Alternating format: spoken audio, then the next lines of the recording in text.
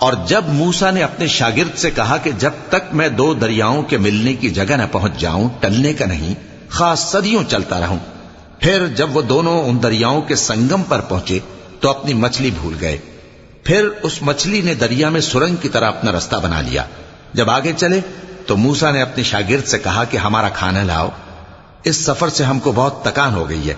اس نے کہا کہ بھلا آپ نے دیکھا کہ جب ہم نے اس چٹان کے پاس آرام کیا تھا تو میں مچھلی وہیں بھول گیا، اور مجھے آپ سے اس کا ذکر کرنا شیطان نے بھلا دیا، اور اس مچھلی نے عجیب طرح سے دریا میں اپنا رستہ بنایا۔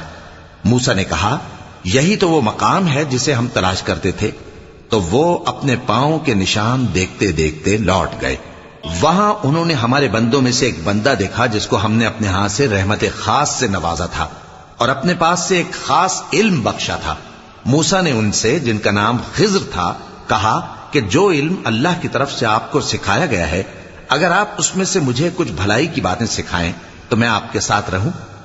خضر نے کہا کہ تم میرے ساتھ رہ کر صبر نہیں کر سکو گے، اور جس بات کی تمہیں خبر ہی نہیں اس پر صبر کر بھی کیسے سکتے ہو؟ موسیٰ نے کہا اللہ نے چاہا تو آپ مجھے صابر پائیے گا، اور میں آپ کے ارشاد کے خلاف نہیں کروں گا۔ خضر نے کہا اگر تم میرے ساتھ رہنا چاہو تو شرط یہ ہے مجھ سے کوئی بات نہ پوچھنا جب تک میں خود اس کا ذکر تم سے نہ کروں۔ تو دونوں چل پڑے، یہاں تک کہ جب کشتی میں سوار ہوئے تو خضر نے کشتی کو پھاڑ ڈالا۔ موسیٰ نے کہا کیا آپ نے اس کو اس لیے پھاڑا ہے کہ سواروں کو غرق کر دی؟ یہ تو آپ نے بڑی عجیب بات کی۔ خضر نے کہا کیا میں نے نہیں کہا تھا کہ تم میرے ساتھ صبر نہ کر سکو گے؟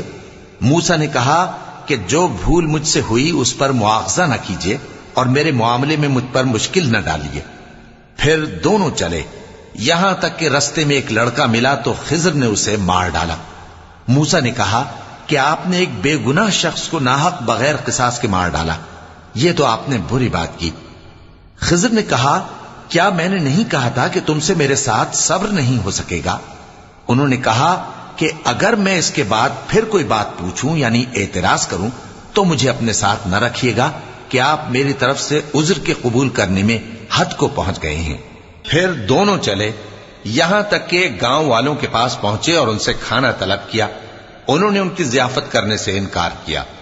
پھر انہوں نے وہاں ایک دیوار دیکھی جو گرا چاہتی تھی تو خضر نے اس کو سیدھا کر دیا۔ موسیٰ نے کہا کہ اگر آپ چاہتے تو ان سے اس کا معاوضہ لے لیتے تاکہ کھانے کا کام چلتا۔ خضر نے کہا کہ اب مجھ میں اور تم میں علیحدگی، مگر جن باتوں پر تم صبر نہ کر سکے میں ان کا تمہیں بھید بتائے دیتا ہوں کہ وہ جو کشتی تھی غریب لوگوں کی تھی جو دریا میں محنت کر کے یعنی کشتیاں چلا کر گزارا کرتے تھے، اور ان کے سامنے کی طرف ایک بادشاہ تھا جو ہر اچھی کشتی کو زبردستی چھین لیتا تھا۔ تو میں نے چاہا کہ اسے عیبدار کر دوں تاکہ وہ اسے غصب نہ کر سکے، اور وہ جو لڑکا تھا اس کے ماں باپ دونوں مومن تھے۔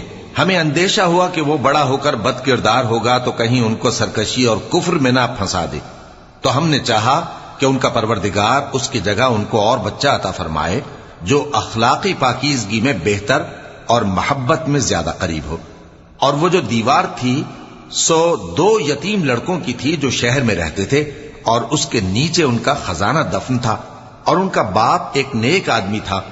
تو تمہارے پروردگار نے چاہا کہ وہ اپنی جوانی کو پہنچ جائیں اور پھر اپنا خزانہ نکالیں۔